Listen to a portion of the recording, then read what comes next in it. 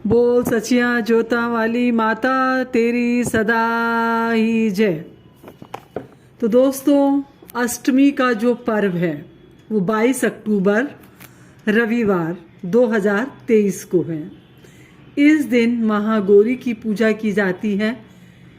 इसका शुभ मुहूर्त सुबह 6:36 से है, यानी कि 6:36 के बाद आप कभी भी कन्या पूजन कर सकते हैं। नवमी का महापर्व जो है वो 23 अक्टूबर सोमवार को है। इस दिन मां सिद्धिदात्री की पूजा की जाती है। नवमी का शुभ मुहूर्त 9:15 से है। इस दिन सुबह 7:51 से 9:15 तक राहु काल है। तो राहु काल की वजह से नवमी की पूजा आप इस समय नहीं कर सकते हैं। तो आपको नवमी की पूजा जो है 9:15 से, यानी कि 9:15 बजे से करनी है। तो बहुत सारी बातें हैं कि कन्या पूजन पर हम भूल जाते हैं कभी कभी, तो हमें उन बातों को ध्यान रखना है। जैसे कि कन्या पूजन के लिए हमें सिर्फ 2 से 10 वर्ष तक की कन्याओं को ही अपने घर आमंत्रित करना है। और जो पूजा का जो नारियल होता है वो नारियल घर का पुरुष ही तोड़ेगा। तो उस नारियल को आपको नहीं तोड़ना है, किसी भी महिला को नहीं तोड़ना है, सिर्फ घर के पुरुष ही तोड़ेंगे।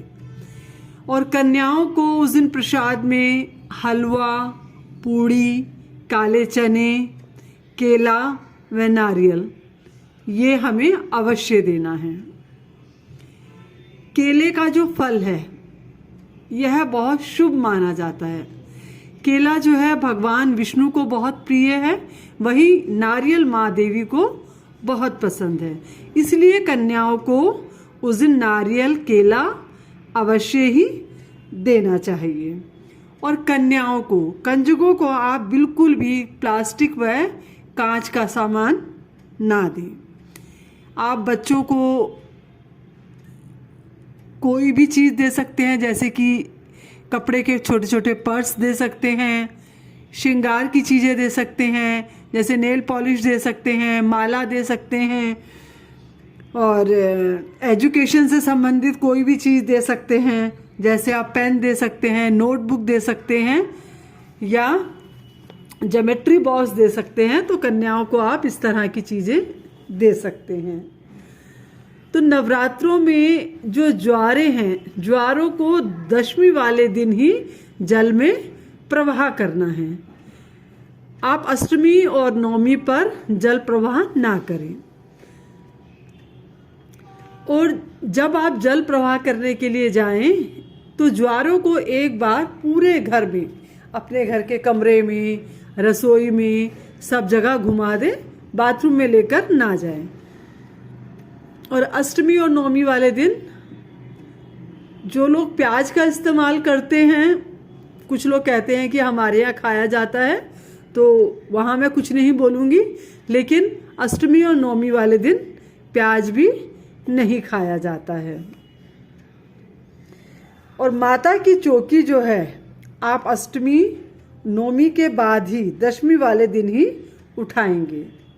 और जो भी सुहाग की सामग्री है वो सामग्री आप मंदिर में, माँ देवी के मंदिर में जाके जब प्रसाद लेके जाएंगे वहाँ पर आप अर्पित कर देंगे। विवाहित स्त्रियाँ जो हैं, विशेष जो श्रृंगार का सामान होता है, आपको जितना भी लेना है, 5 चीज़ें लेनी है, 7 लेनी है, वो आपकी इच्छा है, लेकिन आप अच्छा सामान लें। कुछ लोग क्या करते हैं कि बाज़ार में 10 रुपये 20 रुपये वाले पैकेट मिलते हैं, वो सामग्री मंदिर में चढ़ा देते हैं। तो वो सामग्री जो है कोई यूज़ नहीं करता। तो आप वही चीज़ दें कि जिसे कोई यूज़ करे। आपने सिंदूर दिया, कोई सिंदूर लगा रहा है तो ये आपके लिए बहुत शुभ है।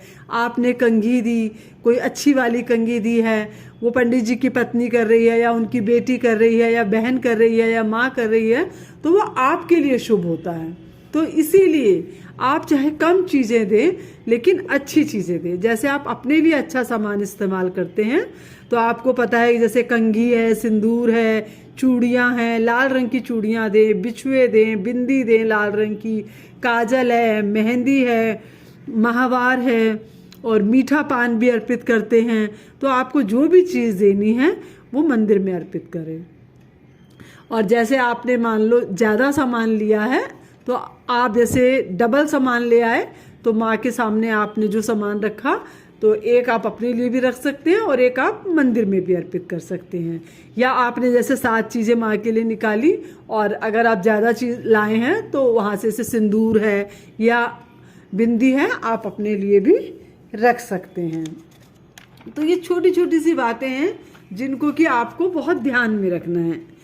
कन्याओं के जाने के बाद जब आप कन्याओं को अपने घर आमंत्रित करते हैं तो अच्छे से जैसे वो घर में जब आती हैं उनके अच्छे से पैर धुलवाएं, उन्हें तिलक लगाएं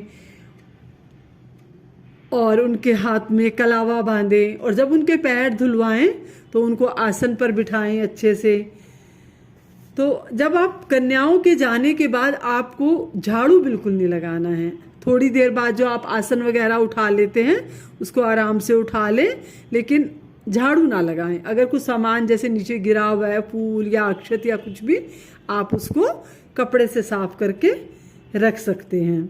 और जिस कमरे में आपने कलश स्थापना की है उसमें भी आपको अष्टमी और नवमी वाले दिन झाड़ू ना लगा के सिर्फ कपड़े से या पोछे से ही साफ करना है। और कन्याओं से जब वो जा रही हो तो उनसे कहो कि आपको आशीर्वाद दें, थोड़े से अक्षत वो आपके ऊपर डालें और अपना सीधा हाथ या अपने दोनों हाथ आपके सिर पर रखकर वो आपको आशीर्वाद दें। और जब कंजकें आपके यहाँ से विदा हो रही हो तो आप उनको ये ज़रूर बोलो कि अगले साल फिर से आना। वैसे तो माता रानी आपके घर आई चुकी हैं लेकिन जब कंजक जा रही हैं अपने घर तो सम्मान के साथ उनको कहना है कि आप हमारे घर अगले साल फिर से आना। तो कंजके खुशियों के साथ आपके घर में आएं, उन सब का मान सम्मान करो। वैसे तो कंजकों का सम्मान, लड़कियों का सम्मान हमें हमेशा ही करना चाहिए क्योंकि कंजक जो है वो देवी का ही रूप है, उसी रूप में माँ हमारे घर आती है। तो सभी लोग उनसे आशीर्वाद लें और कंजकों का अष्टमी और नवमी को बहुत अच्छे से, बहुत खुशियों के साथ आप मनाएं। जय माता दी दोस्त।